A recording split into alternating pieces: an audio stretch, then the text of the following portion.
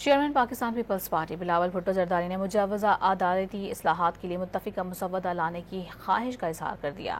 کوئٹہ میں lawyers forum سے خطاب میں واضح کیا کہ پیپلز پارٹی ایسی عدالت بنانا چاہتی ہے جس میں تمام صوبوں کی نمائندگی ہو۔ شکوہ کیا کہ موجودہ عدالتی نظام دہشت گردی کے متاثرین کو انصاف نہیں دلوا سکا۔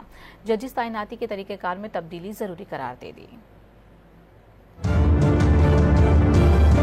آئین کے حوالے سے، وفاق کے حوالے سے، سیاسی جو ان کے کیسز ہیں وہ آپ کا آئینی عدالت اس کا دیکھ بھال کریں گے۔ یہ وہ کیسز ہیں جو 15% سپریم کورٹ کے پہلے کیسز ہوتے ہیں، مگر یہ 90% ان کا ٹائم لیتے ہیں۔ یہ وہ کام ہے جس میں ہم آخر عدالت میں بھی ایک ایسا آئینی عدالت بنا سکیں گے جس میں چاروں صوبوں کا برابری کا نمائندگی ہو، جیسے شہید محترمہ بہن بھٹو نے بات ہے۔ اس بات پہ تقریباً پاکستان پیپلز پارٹی جو اتحادی جماعتیں ہیں اور اصولی طور پہ یہ مولانا فضل الرحمان کا جماعت کا بھی موقف رہا ہے، آج سے نہیں پہلے سے، اب کنسنسس ہو تو شاید ہم اس طریقے سے آئینی عدالت بنا سکیں۔ پیپلز پارٹی کی سوچ یہ ہے کہ صوبائی سطح پہ بھی پروونشل کانسٹیٹیوشنل کورٹ بننا ضروری ہے تاکہ یہاں بھی جو عام کیسز ہیں وہ جلدی بھی ان لوگوں کو بھی جلدی انصاف ملے۔ ساتھ ساتھ جو جوڈیشل اپوائنٹمنٹس کا پروسیجر ہے اس کو بھی ہمیں ریویو کرنا پڑے گا، ورنہ یا بینچ بنائے یا کورٹ بنائے، اگر ایسے ہی ہم نے اپوائنٹ کروانا ہے تو پھر